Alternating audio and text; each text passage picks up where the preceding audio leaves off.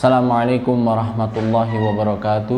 Waalaikumsalam warahmatullahi wabarakatuh. Alhamdulillah hamdan katsiran thayyiban mubarakan fih kama yuhibbu rabbuna wa yardah.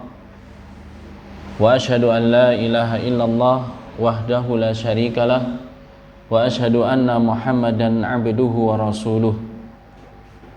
Amma ba'd. Alhamdulillah, kita bersyukur pada Allah Subhanahu wa ta'ala.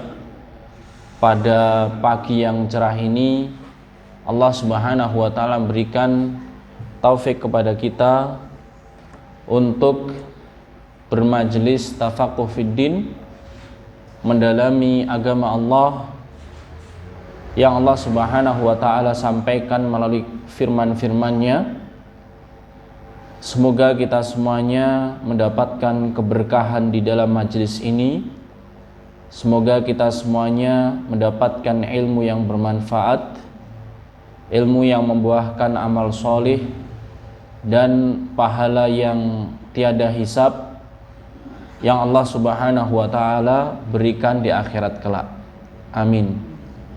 Jamaah yang dimuliakan Allah Subhanahu wa ta'ala, pada kesempatan yang mulia ini insya Allah kita akan meneruskan pembahasan dari tafsir surat Al-Fatihah.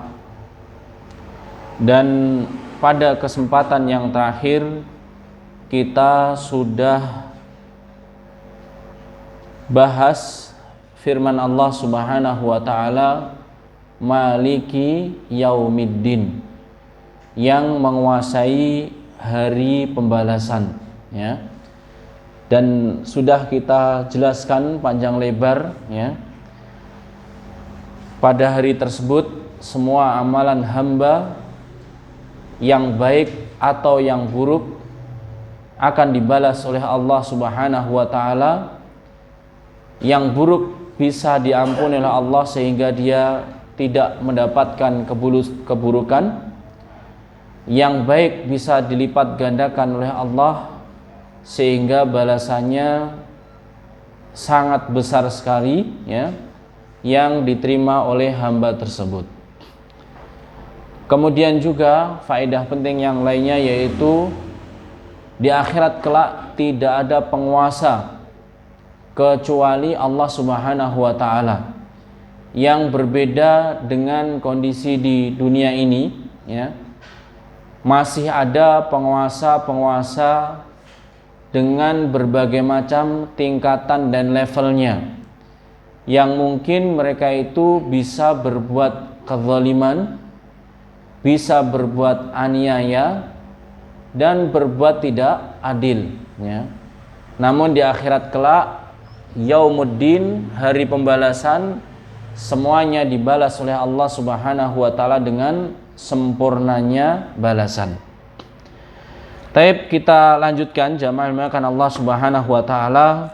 Pada ayat berikutnya firman Allah Subhanahu wa ta'ala, Iyyaka na'budu wa iyyaka nasta'in. Sebelum saya jelaskan keterangan dari kitab aslinya, saya meminta satu dari bapak-bapak untuk membacakannya. Pakai mic, Ahmad, monggo.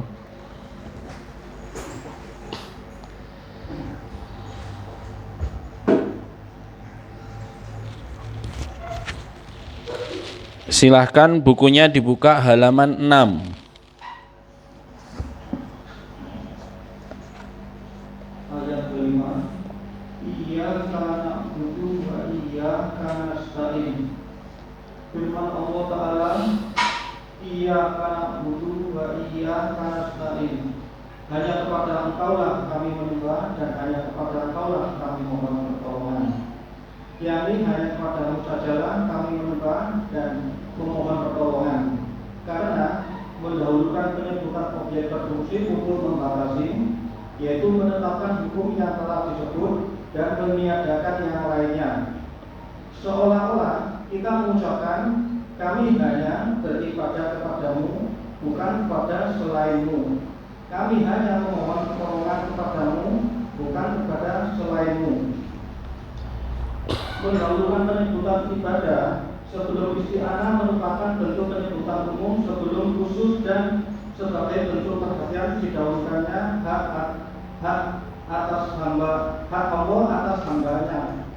Makna ibadah menyakup setiap perkara yang dicintai dan diridhoi oleh Allah, baik perbuatan dan perkataan yang zahir maupun yang batin.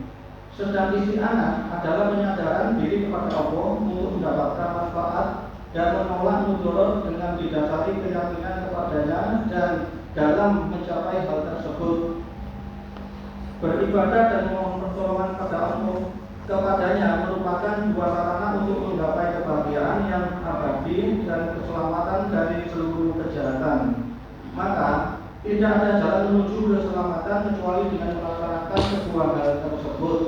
Disebut dengan ibadah jika pelaksanaannya sesuai dengan sunnah Rasulullah SAW dan hanya mengharap wajah Allah semata. Dua hal ini merupakan syarat diterimanya ibadah. Diakhirkannya penyebutan isti'anah setelah ibadah, padahal isti'anah merupakan bagian dari ibadah adalah untuk menunjukkan bahwa seluruh peribadahan hamba itu membutuhkan pertolongan Allah. Jika Allah tidak memberi pertolongan kepadanya, niscaya ia tidak akan mendapatkan apa yang ia inginkan dalam melaksanakan perintah-perintahnya atau menjauhi larangan-larangannya.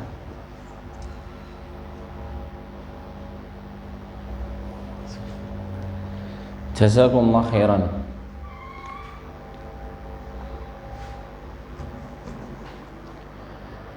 Terima kasih, tadi sudah dibacakan ya. Sekarang kita terjemahkan terlebih dahulu ya, nanti biar Bapak Ibu bisa menerjemahkannya ya.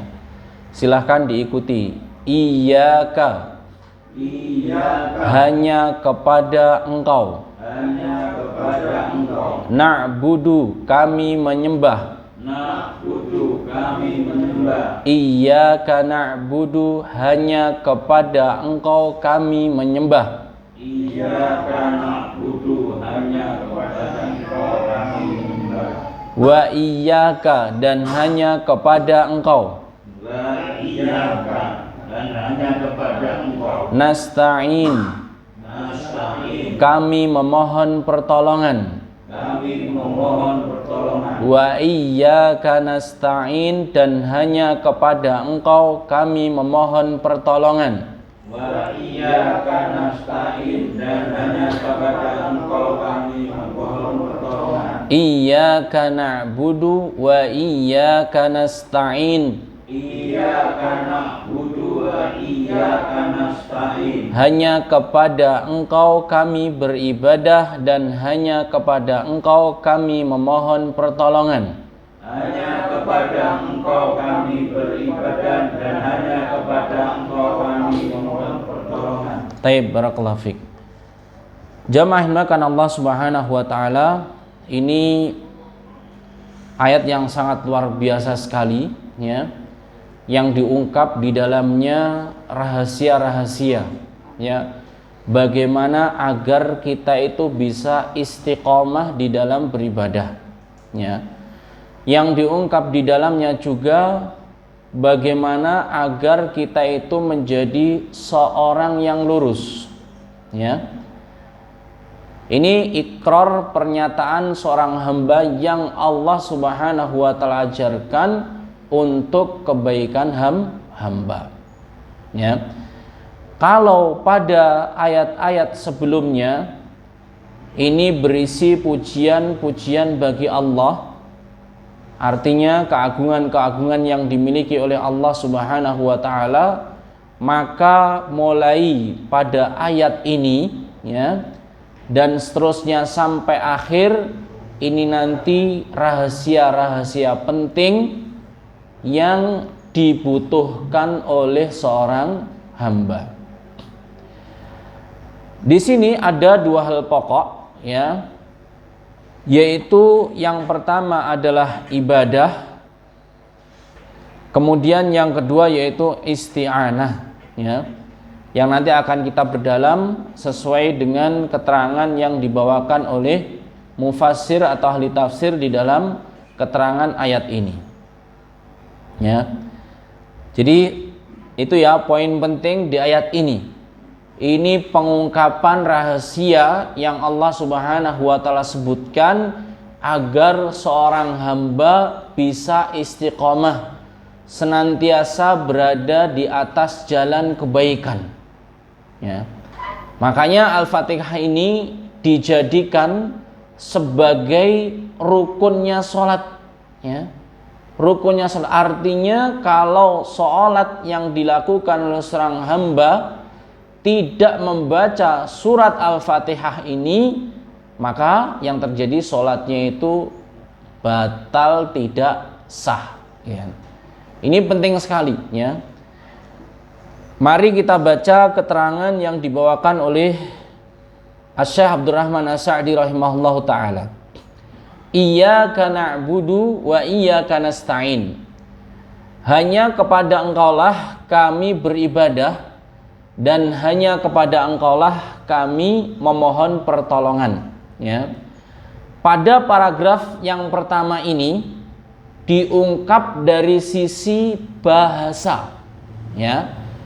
Diungkap dari sisi bahasa atau sisi lughahnya. Normalnya kalau bahasa Arab yang standar nahwu shorob, kalimatnya itu na'buduka, nasta'inu bika. Ya. Artinya kami beribadah kepadamu dan kami mohon pertolongan kepadamu. Ini kan, itu asli urutan kalau bahasa ini subjek, predikat, keterangan dan seterusnya. Tapi ini dibalik Bapak, jamaah ya, dibalik. Jadi na'buduka, kami menyembah kepadamu. Ya. Objeknya ini yang dia itu letaknya di belakang didahulukan. Ya. Jadi apa? Ka na'budu.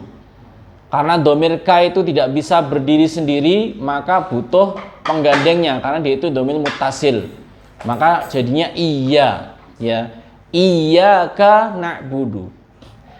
Dan ini sudah masuk ke dalam ilmu balaghah. Ya, ilmu sastra dalam bahasa kita ya. Sudah masuk ilmu sastra. Kalau sesuatu yang seharusnya itu di belakang kok ternyata didahulukan, ini ada namanya ilmu hasr ya, di dalam pembahasan al-hasr. Hasr itu pembatasan ya. Maksudnya apa?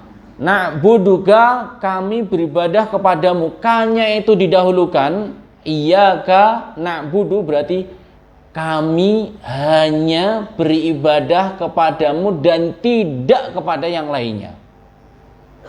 Ini kan ikrar yang diajarkan oleh Allah Subhanahu wa taala.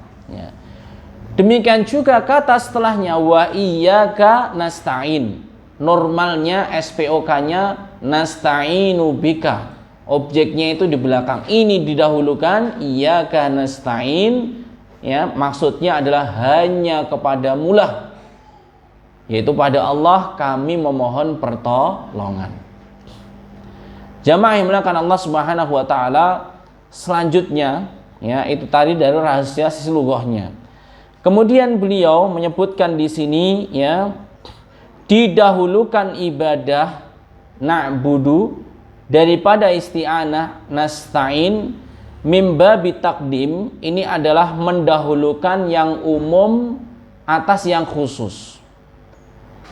Ibadah itu umum. Istilah ibadah itu seluruh perkataan, perbuatan ya, yang nampak atau yang tersembunyi, yang itu dicintai dan diridhoi Allah, ini namanya ibadah. Isti'anah itu hanya memohon pertolongan kepada Allah. Ini suatu kebaikan ya. Dan ini sifatnya khusus. Paham ya, umum khusus ini? Umum maksudnya seluruh kebaikan itu dinamakan ibadah. Kebaikan meminta pertolongan ini khusus. Maka dikatakan di sini ibadah ini lebih didahulukan daripada isti'anah. Ini dalam hal kita itu diajarkan mendahulukan haknya Allah daripada haknya seorang hamba. Ini penting juga ya. Yang pertama dari sisi lughah, kita kalau beribadah hanya kepada Allah, mohon pertolongan hanya kepada Allah, tidak kepada selainnya, ya. Selanjutnya rahasia yang lain, ya, kita itu harus mendahulukan haknya Allah daripada haknya seorang hamba. Jamaah makan Allah Subhanahu wa taala, ini satu rumus, ya, yang bisa kita praktekkan dalam kehidupan sehari-hari, ya. Maka jika ada tabrakan, benturan jadwal atau yang lainnya, sesuatu yang itu hanya Allah dan wajib ditunaikan dengan suatu haknya hamba, maka mana yang didahulukan? Haknya Allah, ya. Contohnya sholat dengan apa?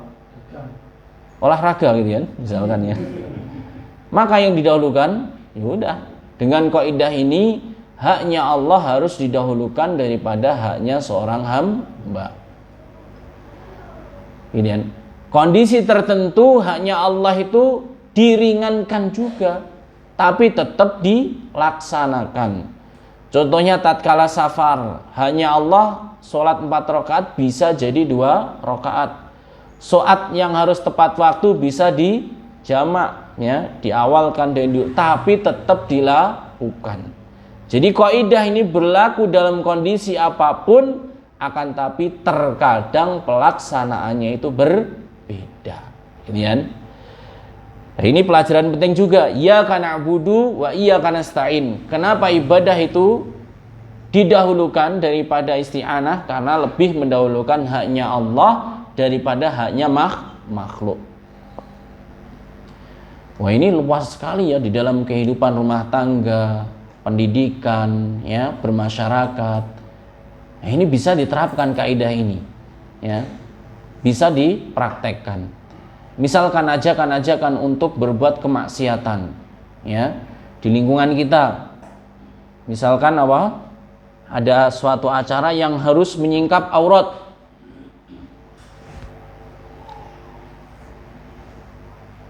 Oh iya, saya sering lewat sini, ya. Itu gor, ya, itu Pak, ya. Yang barat jalan itu apa? Sebelum Jalan Ahyani itu loh, pada pohon besar barat jalan. Stadion, ya, ya, yang lama itu. Itu hampir tiap hari saya lihat apa? Orang senam ini, ya.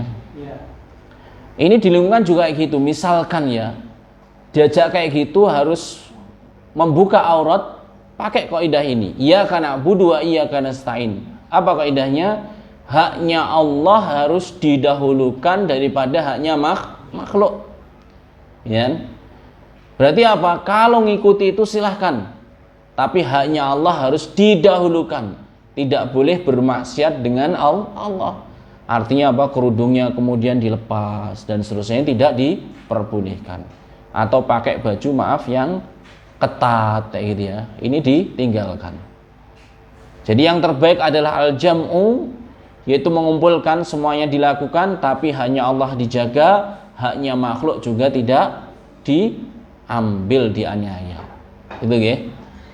Taib, ini pelajaran penting yang kedua.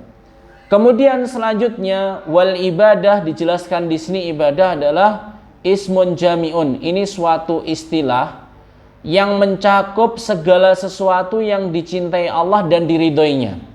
Ini ibadah. Ini yang ditanyakan Mas Baskoro kemarin, ya. Jadi apapun yang endingnya itu, hasil akhirnya itu adalah dicintai dan diridhoi oleh Allah, maka ini adalah ibadah. Jadi ibadah itu tidak hanya ketika seorang berada di masjid, bukan rukun Islam yang 5 saja, tapi segala sesuatu yang nanti itu diridhoi dan dicintai oleh Allah, maka ini bernilai ibadah, atau juga bisa disebut sebagai ibadah. Gitu, ya. Minal a'mal, baik itu adalah aktivitas fisik, ya, wal aqwal atau perkataan, ucapan, ya. adz-dzahirah wal batinah, yang zahir yang nampak dilihat oleh makhluk yang lain, atau al-batinah yang tidak bisa dilihat, ya. Karena apa? Sebenarnya ibadah kita ini, hajat kita yang kita inginkan hanya dilihat oleh Allah. Gini kan? Kita membantu, misalkan ya, melaksanakan hadis atau mengamalkan hadis Rasulullah, wallahu fi aunil abdi ma kanal abdu fi auni akhihi. Dan Allah itu senantiasa dan terus-menerus menolong seorang hamba tatkala seorang hamba menolong saudaranya, ya, orang yang lainnya. Kita praktekkan, ada saudara yang membutuhkan, ada saudara yang berhajat, ada saudara di kesempitan, kita tolong, ya. Ingat, balasan yang kita harapkan dari hamba yang kita tolong atau Allah? Allah, wallahu fi aunil abdi. Jadi yang kita butuhkan pertolongan Allah. Ini kan, entah dia itu nanti membalas, entah dia itu nanti, ya, ganti memberikan pertolongan, bukan urusan kita. Yang pasti kita itu akan ditolong oleh Allah dan meminta berharap, ya, mendapatkan balasannya dari Allah. Mengetahui kunci kayak gini juga luar biasa, Bapak, ya. Gak sesek hidup kita itu, ya. Hidup kita juga tidak merasa terzolimi. Dia itu sejak kecil dulu dan seterusnya. Sekarang dia enggak, kita nggak butuh itu semua. Bahkan kita itu butuh terhadap orang-orang yang bisa kita tolong. Sehingga apa? Bisa mendatangkan pertolongan Allah kepada kita. Ya. Maka di sini disebutkan, ya, adz-dzahirah wal batinah. Yang batin artinya kita emang nggak butuh penglihatan, pujian, apresiasi dari manusia. Ya. Kalau misalkan diberikan, ini yang disegerakan oleh Allah Subhanahu wa taala di dunia. Kalau tidak, itu kita tidak mengharapkan itu, tapi yang kita harapkan adalah pertolongan Allah. Ya. Ini tips juga agar kita itu gak sakit hati, ya, gak sumpek, gak kecewa. Karena apa? Karena yang kita harapkan adalah pertolongan Allah, sehingga Allah Subhanahu wa taala senantiasa menolong kita. Ini arti ibadah, ya. Jadi ibadah itu suatu sebutan atau istilah yang mencakup segala sesuatu yang dicintai oleh Allah. Kemudian wal isti'anatu yal i'timadu 'ala Allah taala fi jalbil manafi' wa daf'il madar ma thiqati bihi fi tahsili dzalik. Ini beliau seakan-akan mengajarkan kepada kita rukun isti'anah. Ya. Isti'anah dalam bahasa kita itu memohon pertolongan. Ya, memohon pertolongan. Maksudnya dalam hal apa, ya? Atau bagaimana caranya memohon pertolongan pada Allah dengan bersandar penuh kepada Allah. Ini rukunnya. Agar permohonan kita diijabahi oleh Allah. Bersandar penuh kepada Allah untuk meraih suatu kemanfaatan dan menolak suatu kemudaratan. Ya. Bersandar kepada Allah Subhanahu wa ta'ala artinya menyerahkan diri semuanya kepada Allah. Ya. Ma'athiqati fi bihi fi tahsili dzalik, disertai dengan keyakinan penuh Allah akan memberikan hal tersebut. Ya. Jadi kalau bisa kita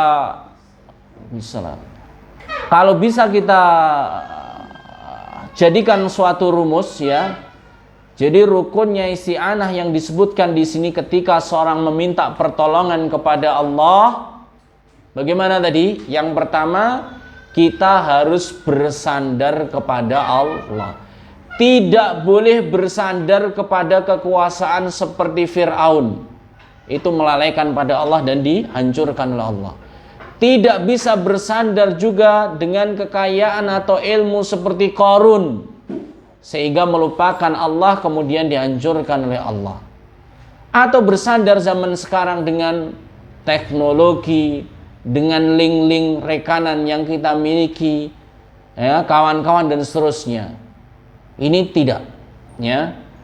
Ingat satu hadis yang disebutkan oleh Rasulullah SAW, seandainya seluruh makhluk dari awalnya sampai akhirnya, dari jinnya dan juga manusianya, semuanya berkumpul kepada memberikan satu kemanfaatan saja, niscaya itu tidak akan didapatkan oleh dirimu kalau Allah itu tidak mentakdirkannya. Demikian juga sebaliknya, seandainya awal makhluk manusianya dan jinnya sampai akhirnya mereka itu bersatu untuk memudaratkan dirimu, kalau Allah Subhanahu wa taala tidak, ya, meridhoinya, Allah tidak mentakdirkannya, ini tidak akan terjadi. Jadi semuanya kembalikan kepada Allah, kembalikan kepada Allah. Kemudian akhdul asbab, kita melakukan sebab sesuai dengan apa yang bisa kita lakukan. Ini dipraktekkan oleh para nabi dan rasul, ya. Nabi Musa ketika dikejar Fir'aun dan juga bala tentaranya, pasukannya, apa yang terjadi? Minta kepada Allah, kemudian mengambil sebab sesuai dengan kemampuannya. Kemampuannya lari, ya sudah lari, gitu kan, sehingga terpojok, dan disitulah terletak mukjizat pertolongan Allah ketika sudah kita itu nggak bisa bergerak lagi, gitu kan. Kemudian Nabi Yunus juga demikian, kemudian Nabi Isa juga demikian, Nabi Muhammad juga demikian, Nabi Ibrahim juga demikian. Pertama semuanya diserahkan kepada Allah, kemudian akhdul asbab, mengambil sebab yang bisa dimampui, tidak boleh putus asa, ya. Meskipun sebab tersebut tidak masuk akal, kalau sudah sebabnya hilang sama sekali, maka diturunkan pertolongan oleh Allah Subhanahu wa taala. Ya. Insya Allah semuanya ini pernah mengalami, ya, kejadian-kejadian yang luar biasa. Insya Allah semuanya mengalaminya, ya. Ini dulu gak mungkin sama sekali, saya kayak itulah ceritanya macam-macam. Tapi ternyata mungkin, dan itu bisa terjadi karena pertolongan Allah. Nah, sayangnya sebagian manusia itu tidak mau mentadaburi, ya. Kembali ke sini, jadi isti'anah tadi rukunnya bersandar diri kepada Allah Subhanahu wa taala untuk mendapatkan kemanfaatan, untuk yaitu menghindari suatu kemudaratan, disertai dengan keyakinan. Maksudnya keyakinan di sini adalah keyakinan tentang kuasanya Allah. Tidak boleh meragukan Allah Subhanahu wa taala. Maka ada di kitab tauhid bab khusus, ya, dilarang seorang itu berdoa, ya Allahumma gfirli in syi'ta, ya Allah ampunilah aku jika kamu itu menghendaki.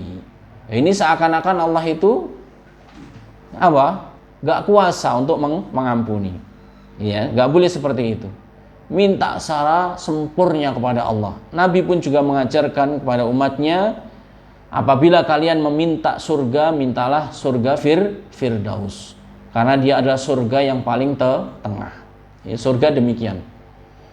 Yang paling tengah dan tinggi adalah surga Firdaus. Ini ya. Pak Ustadz, saya itu baru sadar setelah ini. Sudah, ya. Tadi gimana? Kita bersandar kepada Allah, yakin kepada kuasanya Allah. Setelah itu akhdul asbab sesuai dengan kemampuan kita. Ya, kalau semuanya itu satu aja sudah disandarkan pada ini, pasti banyak kelemahan, ya. Pak Ustadz, saya amal juga. Ya, ini disandarkan pada amalnya, gitu kan. Pak Ustadz, saya itu cepet capek. Disandarkan pada kekuatannya. Pak Ustadz, saya itu tahu lu kayak gini. Ini disandarkan pada siapa? Ilmunya. Pak Ustadz, saya itu sudah tua. Disandarkan pada usianya, pada kelemahannya. Enggak boleh. Tapi bismillah disandarkan pada Allah. Ya Allah, saya serahkan semuanya kepadamu, ya Allah, ya. Saya yakin ini semuanya terjadi dan terbaik. Kemudian dia mengambil sebab, tidak boleh putus asa. Mampunya seperti itu, yang dilakukan seperti itu, ya. Nanti akan dibesarkan pahalanya dan disampaikan pahalanya oleh Allah Subhanahu wa taala. Ini kan. Kemudian paragraf yang terakhir di sini disebutkan dan menunaikan ibadah dan isti'anah, ya. Ini adalah sarana untuk mendapatkan kebahagiaan yang abadi, ya. Ini sarannya itu. Kembali ke sini. Kalau pengen bahagia yang terus-menerus permanen, unlimited, ya, tiada batas, berarti apa? Harus melalui dua hal ini. Kita beribadah, bismillah, gak mampu, isti'anah, minta pertolongan pada Allah, dilakukan sesuai kemampuan. Kembali begitu terus. Beribadah gak mampu, minta pertolongan. Beribadah lagi gak mampu, minta pertolongan, dan seterusnya. Kata beliau rahimahullah, al-wasilah lis-sa'adah al-abadiyah. Ini adalah wasilah sarana untuk mendapatkan kebahagiaan yang kekal abadi. Ya. Maka kita koreksi.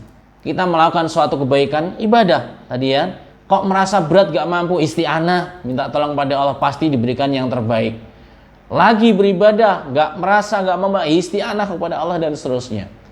Dan di pelajaran pertama kita sudah sebutkan, bentuk isti'anah adalah kita mengawali segala aktivitas kebaikan tersebut dengan ucapan bismillah atau bismillahirrahmanirrahim, ya.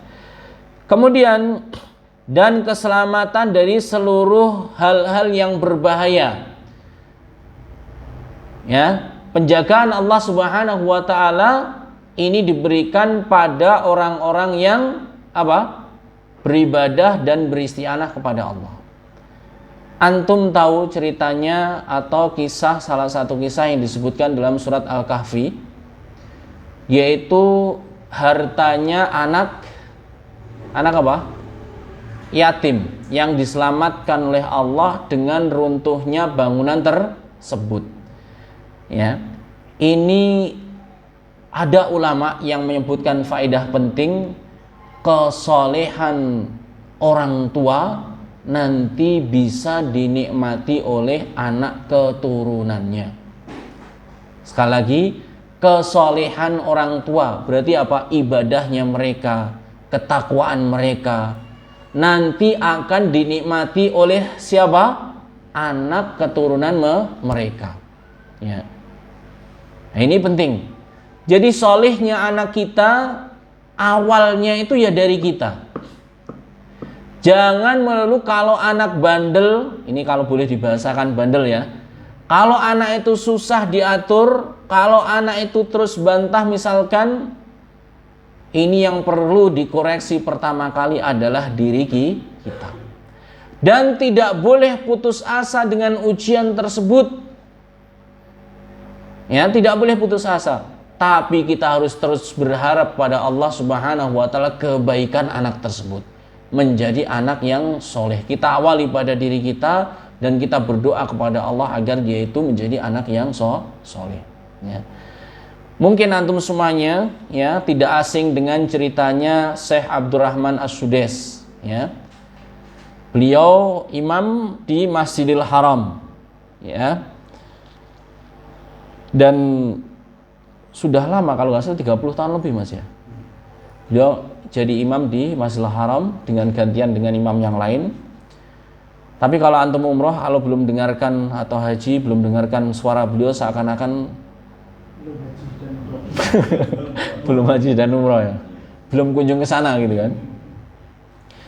Itu ada kisah yang disebutkan dan antum semuanya mungkin sudah pernah dengar. Beliau itu masih anak-anak, biasa agak bandel ya anak-anak itu, ya. Ibunya sudah mengidangkan makanan, siap saji demikian di meja makan. Apa yang dilakukan oleh Syekh Abdurrahman Sudais? Beliau bawa pasir ditambah bumbu. Jadi pasirnya itu ditebarkan di makanan tersebut. Itu kira-kira ibu gimana kalau anaknya kayak gitu? Sakjane anaknya sopo gitu kan. Orang ngerti apa ucapan-ucapannya. Tapi Syekh Abdurrahman Sudais mendapatkan kata yang baik dari ibunya. Pergi sana jadi imam Masjidil Haram. Apa yang terjadi? Doanya ibunya ini terkabulkan. Gitu ya. Doanya ibunya terkabulkan. Saya juga dulu belajar di Ma'had Al-Irsyad ya di Surabaya. Kalau kami itu nggak paham atau kami itu mengerjakan tugas kok keliru aja ini, ya ustadznya marah. Tapi marahnya bukan mengata-ngatai suatu yang buruk, tidak, tapi mendoakan Allah yahdik gitu kan. Semoga Allah memberikan kemudahan bagimu, petunjuk yang baik dan seterusnya, gitu kan. Dan masa-masa dulu masih Al-Irsyad itu, maaf ya, ustadznya masih singa semua, singa, harimau gitu kan. Setidaknya serigala lah gitu kan. Maksudnya dari si ketegasannya ya. Dan alhamdulillah saya lihat keberkahan dari beliau semuanya, hafizahumullah taala wa rahimahullah ya. Semuanya bermanfaat di masyarakat. Saya sering sampaikan Pak Prapto ini, Pak Prapto itu kakak kelas, itu teman saya itu ini dan seterusnya. Itu yang punya pondok itu dulu teman saya kakak kelas dan seterusnya. Semuanya dengan izin Allah ya, mereka itu mendapatkan keberkahan dari doa-doa mereka, gitu ya. Jadi kita jadi orang tua, jadi guru, galak ya tetap, tapi ucapannya harus ditata. Galak dalam hal ini bukan suatu yang zalim ya, maksudnya adalah ketegasan ya. Tapi ucapannya harus ditata. Allah yahdik misalkan kayak gitu, atau doa-doa yang bagus buat mereka ya.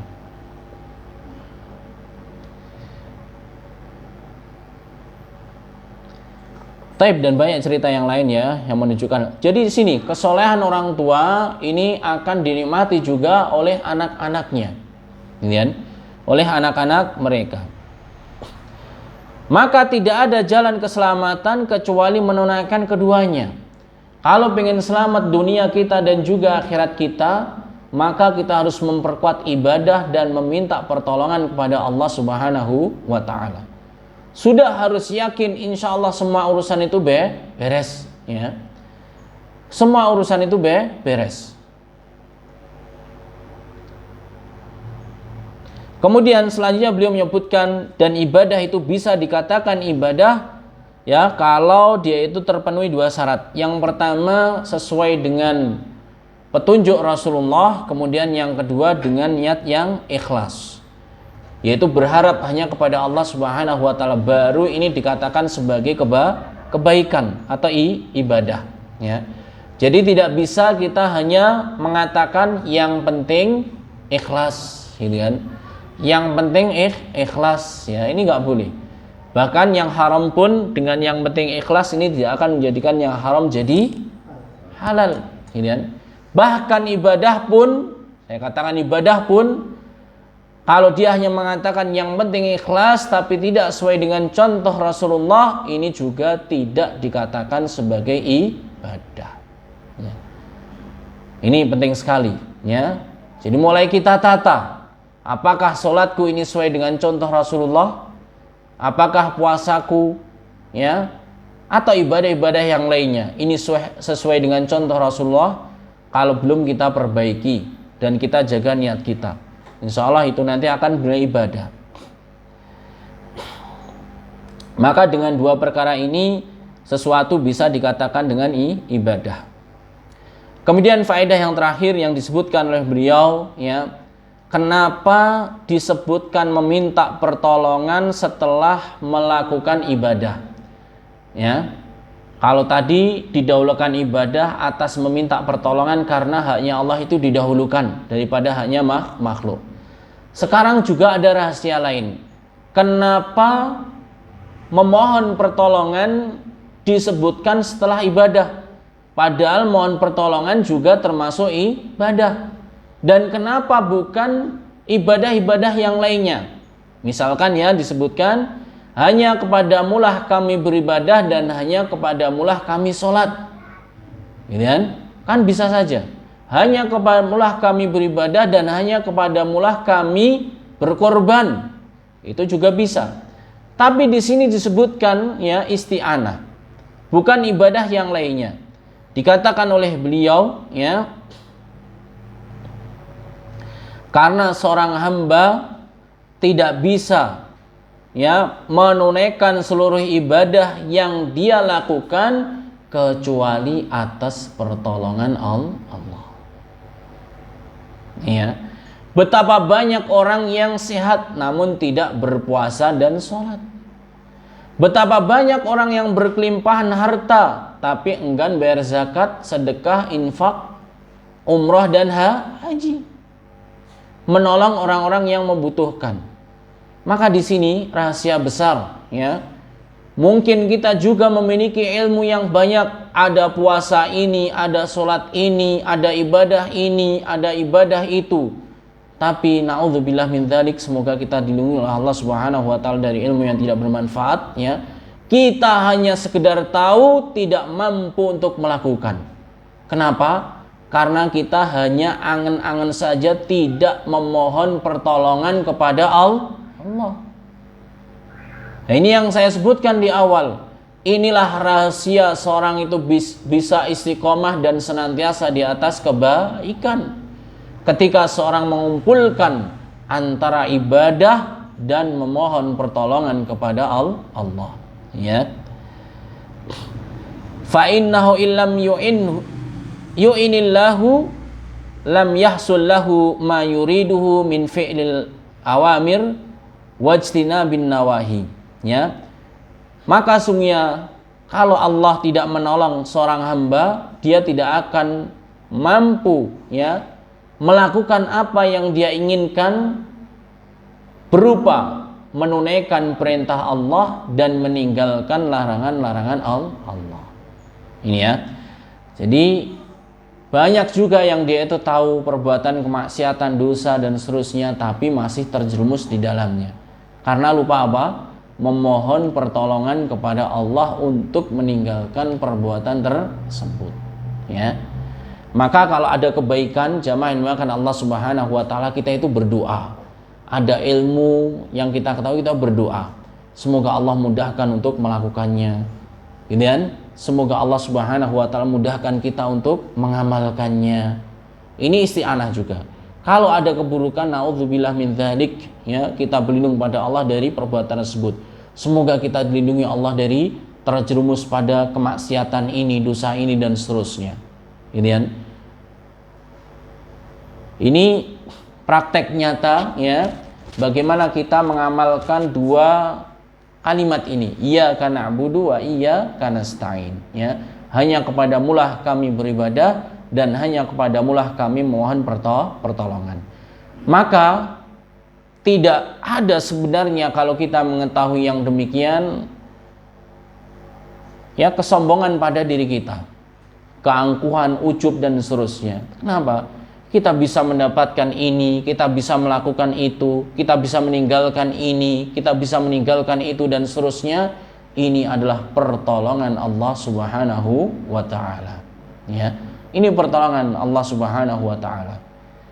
Kalau tanpa pertolongan dari Allah, tadi sudah kita sebutkan, usia pun tidak akan bermanfaat, kesehatan, kekuatan, harta, kesempatan dan seterusnya ini tiada bernilai, ya.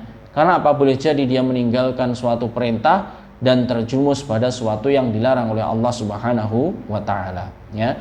Maka kalau kita dipuji dengan suatu amalan, ya, katakan bifadlillah, alhamdulillah, bifadlillah. Kemudian antum bisa sholat lail rutin, ya, masya Allah, ya.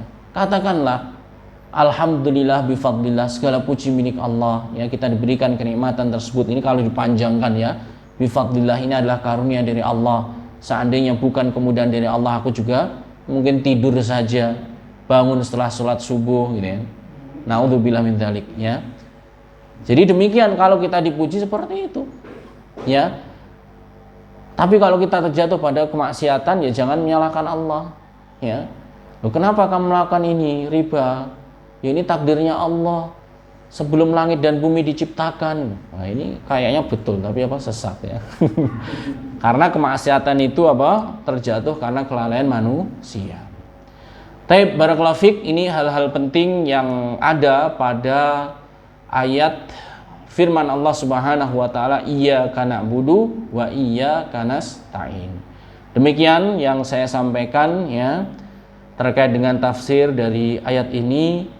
Untuk selanjutnya kita gunakan untuk tanya jawab atau hal-hal yang mungkin saya terangkan belum jelas atau diskusi yang lainnya. Barakallahu fiik, ya, kami serahkan pada antum. Mungkin ada yang bertanya, silahkan. Ibu-ibu dulu, monggo.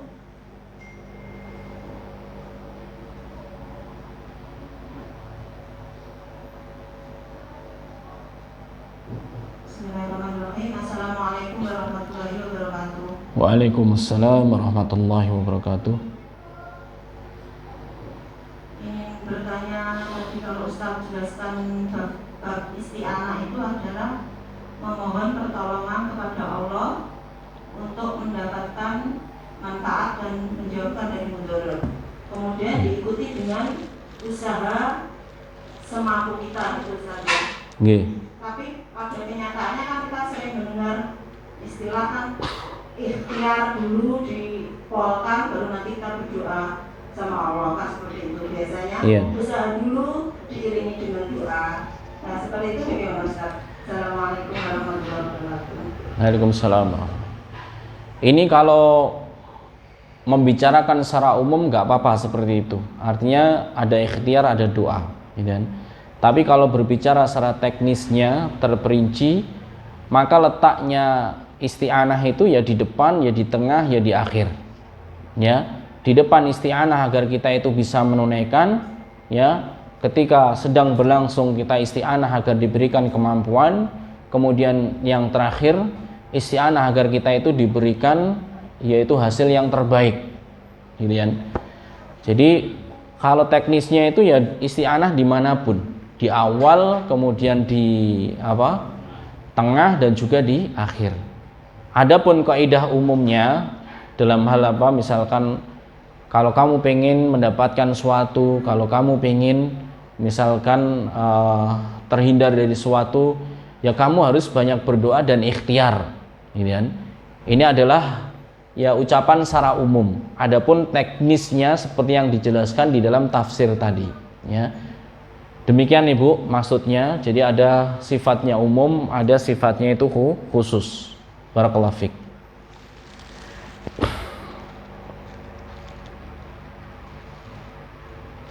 Monggo yang Bapak mungkin ada yang tanyakan. Assalamualaikum warahmatullahi wabarakatuh. Waalaikumsalam warahmatullahi wabarakatuh. Yang kemarin-kemarin itu kan ada tafsir tentang nama-nama Allah, ya. Ar-Rahman, Ar-Rahim, Al-Malik, itu kan termasuk nama-nama Allah, Asmaul Husna. Nah, saya jadi ingat sebuah hadis,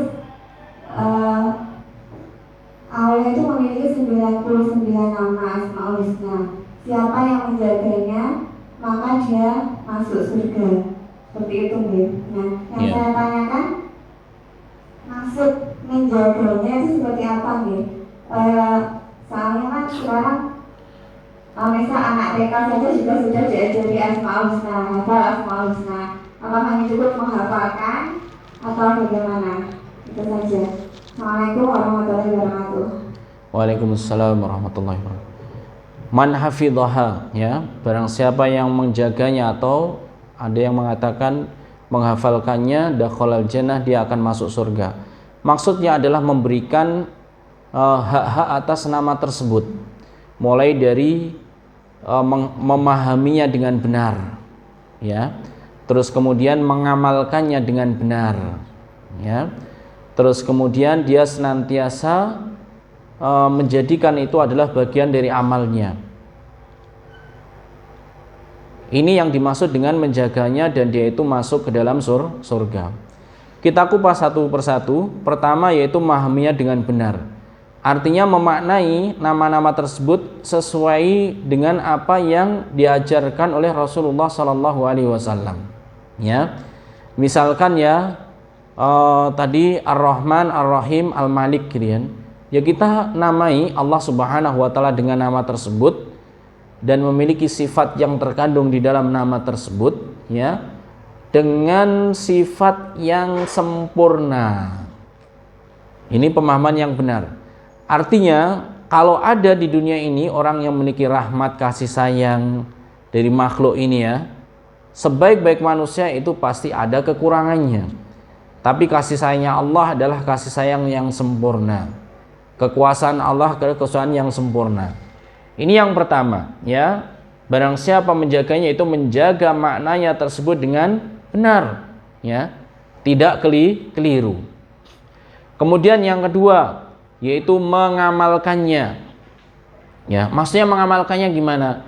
Pertama, ia menggunakan nama tersebut hanya untuk Allah Subhanahu wa taala, tidak untuk makhluk ya. Enggak boleh dia memiliki, misalkan kalau Bapak sukanya apa? Burung atau apa? Hewan ternak itu yang sukanya Bapak. Misalkan burung lah ya, atau ikan di akuarium ini ya. Terus dia namakan dengan namanya Allah. Ini enggak boleh. Ya, enggak boleh. Saya pernah dapati satu warung teman, mungkin niatnya itu biar jadi sumber rezeki gitu kan. Warungnya dinamakan warung Ar-Razzaq gitu kan. Ini enggak diperbolehkan. Karena nama ini adalah namanya Allah. Tidak boleh warung yang penuh dengan kekurangan itu dinamakan Ar-Razzaq ya. Maha pemberi rezeki. Ini enggak boleh. Ya. Ar-Rahman, misalkan menamakan gurunya dengan Ar-Rahman. Wah, guru saya itu baik hati dia, gitu kan. Saya namai Ar-Rahman. Ini enggak boleh. Kenapa? Ini namanya Allah, tidak boleh diberikan kepada selain Allah. Masjid atau makhluk semuanya kalaupun diberi, maka ini harus diapakan? Ini penyandaran saja, seperti yang Allah ajarkan ya, Ka'bah itu dinamakan Baitullah, gitu kan? Masjid ini dinamakan, misalkan jangan dinamakan Ar-Rahman, enggak boleh, ya. Misalkan Baitur Rahman, ini baru boleh, ya. Masjidur Rahman, ini baru boleh. Ini ya.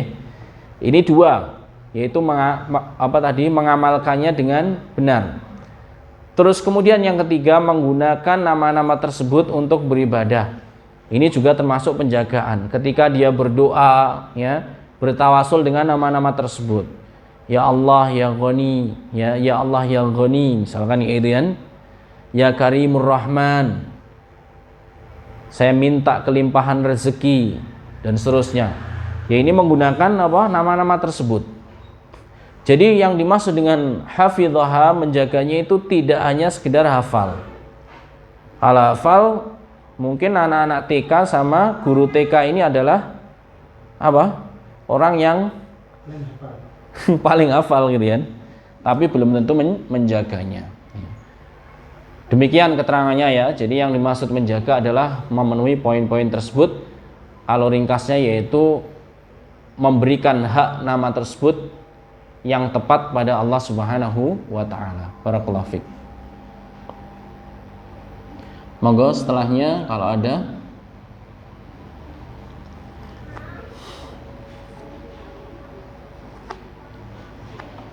Bapak kalau ada monggo silakan.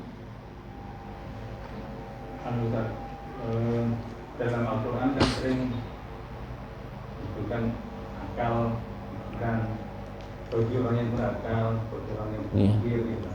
La'allakum tatafakkarun. Iya. Dalam praktek itu yang betul bagaimana menggunakan akal? Iya. Yang bukan akal itu. Iya. Ini ada pertanyaan bagus ya. Jadi dalam Al-Quran itu disebutkan banyak ya hal-hal yang berkaitan dengan akal ya. La'allakum apa? Afala ta'qilun, ada yatafakkarun, yaqilun, dan seterusnya ya. Penggunaan akal di situ yang pertama ya, itu adalah jadi ujung dari satu ayat ini inti dari rangkaian ayat sebelumnya. Saya ulangi, ujung dari satu ayat ini merupakan inti dari penjabaran rangkaian ayat itu sebelumnya, kata-kata sebelumnya. Kalau disebutkan misalkan ya sifat Allah Tawwabur Rahim misalkan ya, di sini ada kaitannya dengan sesuatu yang ada di depannya, ya kan? ada kaitannya dengan sesuatu yang ada di depannya. Maka oleh sebab itu ya, ini juga isyarat sebenarnya. Apakah dia itu tidak berpikir, maka menunjukkan ya hal sebelumnya itu sesuatu yang harus difikirkan. Ya, apakah dia itu tidak punya akal misalnya itu. Ini menunjukkan perkara sebelumnya itu harus diakalkan gitu. Ya. Dan tidak semua perkara agama itu harus diakali atau difikirkan, harus masuk akal. Karena ada bagian agama yang disebut al-iman, ya, ada yang disebut adalah umurul ghaibiyah, perkara keimanan, perkara gaib ini tidak bisa diakali atau dipahami dengan akal. Tapi apa? Diimani, diyakini dengan hati, karena ini datangnya dari Allah. Seperti alam barzah, seperti adanya ruh, seperti peristiwa hari kiamat, seperti kisahnya umat-umat terdahulu. Ini mau dijangkau pakai akal juga tidak akan bisa, karena ini bukan ruang lingkup akal, tapi ruang lingkup keimanan. Ya. Ini sudah sah beritanya dari Rasul, dari Allah, sudah kita imani sesuai dengan kabar tersebut. Ya. Adapun ayat-ayat yang berkaitan dengan masalah akal dan seterusnya, biasanya ini adalah hal-hal yang berkaitan dengan makhluk, tentang penciptaan, tentang perbuatan, tentang akibat dari kecerobohan dan seterusnya. Rata-rata adalah demikian yang dijelaskan. Karena apa? Itu yang disebut dengan tadabbur, ya. Tadabbur ini nanti akan membuahkan suatu hikmah, suatu pelajaran yang nantinya akan bermanfaat bagi orang yang mentadaburinya, gitu kan. Jadi itu pertama, ya, kata kuncinya di situ. Ini menunjukkan sesuatu yang di sebelumnya atau dalam hal itu untuk difikirkan, untuk diakali dan seterusnya. Kemudian yang kedua, ya, penggunaan akal itu sebenarnya kapan dan gimana gitu kan. Tadi sudah kita sebutkan secara ringkas, kalau kaitannya dengan ya agama ini ada perkara-perkara imaniyah wal ghaibiyah, ya, perkara tentang keimanan dan hal-hal gaib. Maka yang demikian tersebut tidak boleh dan tidak bisa dijangkau oleh akal, ya. Yang bisa kita dapat hanya khobar dan kita mengimaninya.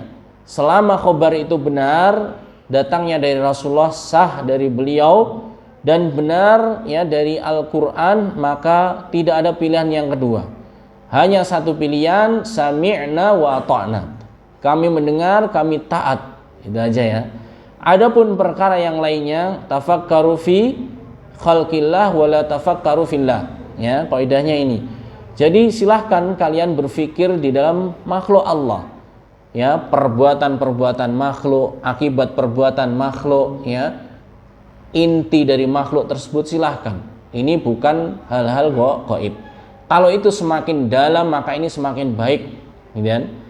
Kalau perkara keimanan semakin diyakini semakin baik. Jadi itu.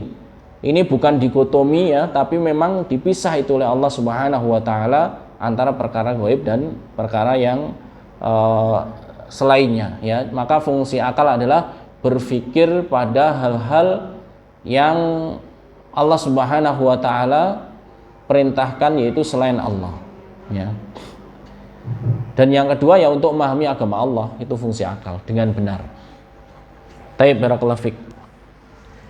Ibu mungkin ada. Monggo. Waalaikumsalam warahmatullahi wabarakatuh. Mau tanya Pak masalah akikah dan kurban itu. Iya. Seumpama belum melaksanakan akikah tapi melaksanakan kurban, gimana Pak Ustaz? Kambingnya satu apa dua? Ya, Pak. 4. Ya, belum melaksanakan akikah tapi mau melaksanakan kurban itu gimana? Taib, barakallahu fik. Yang pertama, jika kambingnya banyak atau uangnya banyak, ya sudah, akikah terus nanti kurban, ini kan. Ini. Terus yang kedua, kalau kambingnya sedikit, maka bagaimana? Misalkan cuma satu saja dan ini sudah mepet untuk kurban, ya, kalau beli lagi jelas nggak bisa nanti, ya. Maka kalau demikian kita lihtimamil waqt, ya, untuk keperluan menjaga waktu yang utama kurban dulu. gitu kan? Kurban terdahulu. Maka ini diperbolehkan, ya, kurban dahulu, kemudian nanti ada kelonggaran lagi, kemudian dia baru berakikah, ya. Ini seperti kondisinya seorang ketika di tempat-tempat yang mulia, seperti di bulan Ramadan, terus kemudian di Haramain, gitu kan. Dia bisa menghatamkan Al-Quran lebih dari 3 hari, ya. Kenapa? Karena ini di waktu dan tempat-tempat yang mulia. Adapun hari-hari biasa yang tidak ada keutamaan tersebut, ya normal, paling cepat berapa? 3 hari, gitu kan. Itu kondisi yang kedua. Apa tadi? Dia kurban terlebih dahulu karena ini ada waktu yang mulia, kemudian ada rezeki lagi, segera berakikah. Kondisi yang ketiga, jika itu ada, yaitu kondisinya orang yang betul-betul dia itu nggak punya, ya, betul-betul dia itu nggak punya. Terus kemudian dia nabung bertahun-tahun, akhirnya setelah 15 tahun mampu beli seekor kambing, gitu kan. Maka para ulama menyebutkan kalau seorang tersebut ada potensi tidak bisa untuk membeli lagi saking miskinnya, maka boleh menggabungkan antara apa? Akikah dengan kurban, ya, akikah dengan kurban. Tapi saya rasa yang ketiga ini meskipun ada kemungkinan, tapi kemungkinan sangat sedikit sekali, gitu kan. Karena kambing pun juga nggak terlalu mahal ya sekarang. 1,5 ada ya domba ya Pak? Ada 1,5, itu juga bisa, pokoknya memenuhi syarat untuk jadikan kurban. Jawabannya seperti itu Ibu. Kalau kambingnya banyak silahkan akikah dulu, kemudian kurban juga ikut. Kemudian yang kedua, jika dia itu memang nggak mampu, kecuali masih 1, korban dulu, nanti nabung lagi untuk akikah. Kalau yang ketiga, kalau dia memang nggak ada apa-apa kecuali bisa digabungkan antara kurban dan akikah. Wallahu ta'ala a'lam. Berikutnya Ustaz, terjemah perkataan. Oh, nggih.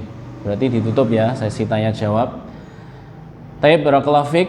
Nanti saya minta PR-nya dulu, yaitu Maliki Yaumiddin, gitu kan. Terus kemudian kalau sudah misalkan dari Ibu 2, dari Bapak 2, nanti baru sempurna mulai dari Bismillahirrahmanirrahim sampai Iyyaka na'budu wa iyyaka nasta'in. Taib dari ibu-ibu dulu, Malik Yaumiddin 2. Tidak boleh lihat lo ya.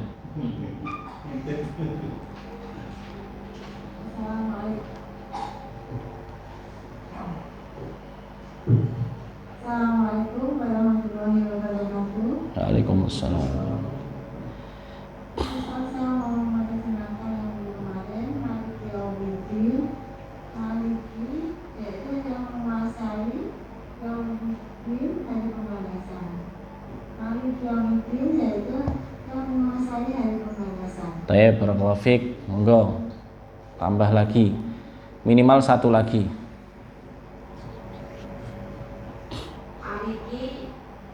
Dibaca lengkap dulu Bu, nanti biar ketika Maliki Yaumiddin. ya. Maliki artinya yang menguasai atau yang merajai. Yaumiddin dari pembalasan. Maliki Yaumiddin yang menguasai atau yang merajai dari pembalasan. Baik, barakallahu fik. Ada yang mau lagi? Silahkan.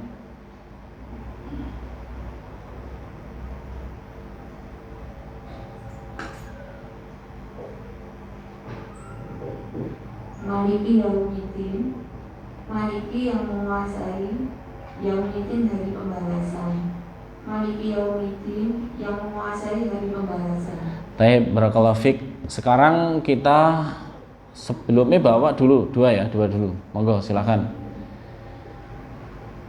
Pakai mic ini biar terdengar. Mas sama Mas.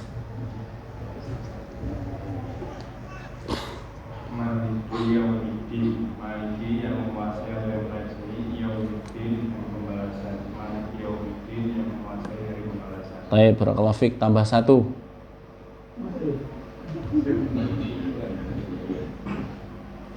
Maliki Yaumiddin, Maliki sang pemilik atau yang menguasai, Yaumiddin dari pembalasan, Maliki Yaumiddin yang memiliki pembalasan. Baik, barakallahu fik. Sudah 2 ya. Beliau nganu di rumah. Iya. Sekarang kita ini ya dari basmalah sampai iyyaka na'budu wa iyyaka nasta'in ya. Dibaca ayatnya kemudian dipenggal kemudian diartikan sempurna ya. Bismillahirrahmanirrahim, kita mulai. Bismillahirrahmanirrahim. Bismi dengan nama Allahi Allah. Bismillahi dengan nama Allah. Ar-Rahman yang maha pengasih, Ar-Rahim yang maha penyayang.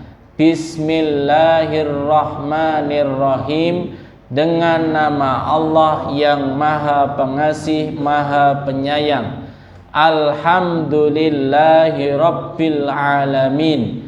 Alhamdu segala puji, lillahi bagi Allah. Alhamdulillahi segala puji bagi Allah. Rabbil alamin, Rabb semesta alam. Alhamdulillahi rabbil alamin, segala puji bagi Allah Rabb semesta alam. Ar-Rahman yang maha pengasih, Ar-Rahim yang maha penyayang. Ar-Rahmanir-Rahim yang maha pengasih, maha penyayang. Maliki yaumiddin, Maliki yang menguasai, yaumiddin hari pembalasan. Maliki yaumiddin yang menguasai hari pembalasan. Iyyaka na'budu wa iyyaka nasta'in. Iyyaka na'budu, hanya kepadamulah kami beribadah. Wa iyyaka nasta'in, dan hanya kepadamulah kami memohon pertolongan. Iyyaka na'budu wa iyyaka nasta'in, hanya kepadamulah kami beribadah dan hanya kepadamulah kami memohon pertolongan. Alhamdulillah. Sekarang perwakilannya lengkap, yang bapak satu, yang ibu-ibu satu. Monggo. Yang ibu-ibu dulu ngasih contoh bapak-bapak. Yang lengkap ya, mulai basmalah sampai iyyaka na'budu wa iyyaka nasta'in.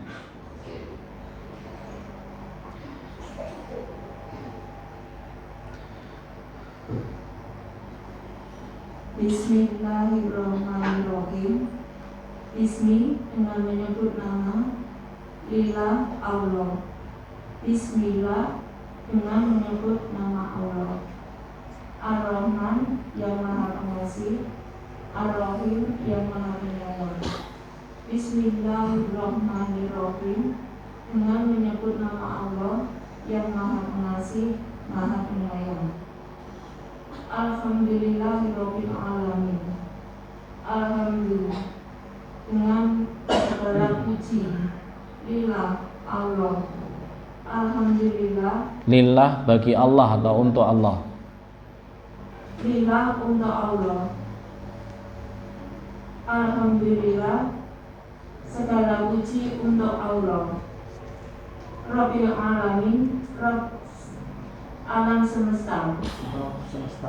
Alhamdulillah rabbil alamin, segala puji bagi Allah Rabb semesta alam. Yeah. Maliki yaumiddin. Ar-Rahman. Ar-Rahman Ar-Rahim. Ar-Rahman yang maha pengasih, Ar-Rahim yang maha penyayang. Ar-Rahman Ar-Rahim. Itu bacanya disambung. Ar-Rahmanir-Rahim kalau ayatnya gitu. Ar-Rahmanir-Rahim yang maha pengasih, maha penyayang. Maliki yaumiddin. Maliki yang menguasai, yaumiddin hari pembalasan, hari kiamat. Maliki yaumiddin yang menguasai hari pembalasan. Iyyaka na'budu, hanya kepada Engkaulah kami menyembah. Wa iyyaka nasta'in, dan hanya kepada Engkau kami memohon pertolongan. Iyyaka na'budu wa iyyaka nasta'in, hanya kepada Engkau kami menyembah, kami beribadah, dan hanya kepada Engkau kami memohon pertolongan. Baik, Masya Allah, barakallahu fiik. Yang bawa Pak satu, silahkan.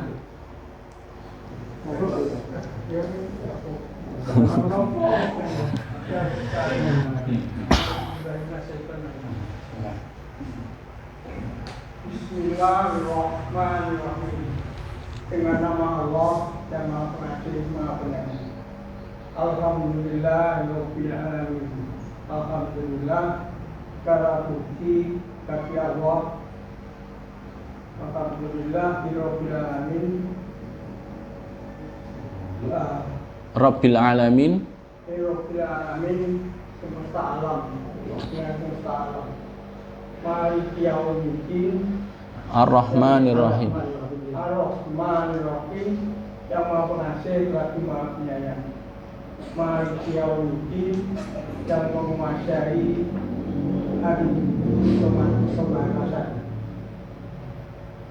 Iya. Dia anak buku daya kepada engkau kami menyembah, yang anak itu wasiya karena ta'ala, hanya kepada engkau kami mohon pertolongan.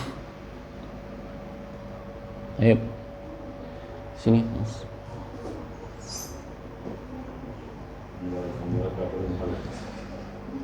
Sekarang coba ya, Bapak konsentrasi. Saya bacakan surat Al-Fatihah, dihayati maknanya itu. Ya, misalkan saya imamnya, gitu kan. Jenengan mendengar ayat ini, jenengan hayati pesan-pesan apa yang Allah ingin sampaikan. Ya, saya mulai. Bismillahirrahmanirrahim. Alhamdulillahi rabbil alamin. Ar-Rahmanir Rahim. Maliki yaumiddin. Iyyaka na'budu wa iyyaka nasta'in. Kira-kira beda nggak Pak kalau kita tahu sama tidak tahu? Beda sekali ya. Dengan cara ini nanti kita semoga bisa menyelesaikan juz 30. Sholat kita akan jadi bermakna. Saya pengen nanti ya, jadi setelah Al-Fatihah ini kita bahas beberapa surat saja setelahnya, setelah Al-Fatihah. Setelah itu saya pengen bacaan sholat. Nanti saya pilihkan bacaan sholat yang sahih tapi yang pendek. Wah, sesuai dengan keinginan itu ya. Tahu saja ini Ustaz ya. Jadi saya pilihkan bacaan surat yang sah, artinya yang betul-betul pernah dilakukan Rasulullah, dicontohkan, dan itu yang pendek. Gitu kan, yang pendek. Nanti kita maknai. Gitu kan. Bapak Ibu, kalau jenengan sudah bisa seperti ini ya, paham ini, untuk menuju khusyuk itu lebih mudah, gitu kan? Karena paham dengan apa yang dia baca, gitu kan? Tapi kalau nggak paham khusyuknya itu, maaf, mikirnya itu lain, gitu kan? Salat khusyuk iya mohon pada Allah, tapi pikirannya apa? Mungkin hutang, mungkin anak, mungkin kesehatan, mungkin tetangga, gitu kan? Tapi kalau di sini mikirnya itu yang dia baca. Jadi terjadi sinergi atau kesamaan antara hati dengan lisannya dan pikirannya, gitu kan? Itu insya Allah nanti dapat beberapa surat gitu setelah Al-Fatihah kita sholat gitu nggih, Pak Sugeng, nggak apa-apa nggih. Nanti biar lebih bermakna sholat yang kita lakukan. Tapi barakallahu fiik, ini yang kita sampaikan pada pertemuan kali ini. Semoga bermanfaat bagi kita semuanya, menambah keilmuan kita ya, dan semoga Allah Subhanahu wa taala mengistiqomahkan kita semuanya. Jazakumullahu khairan ya, wassallallahu ala nabiyyina Muhammad wa ala alihi wa ashabihi wa man tabi'ahum bi ihsanin ila yaumiddin. Wa akhiru da'wana alhamdulillahi rabbil alamin. Wassalamualaikum warahmatullahi wabarakatuh.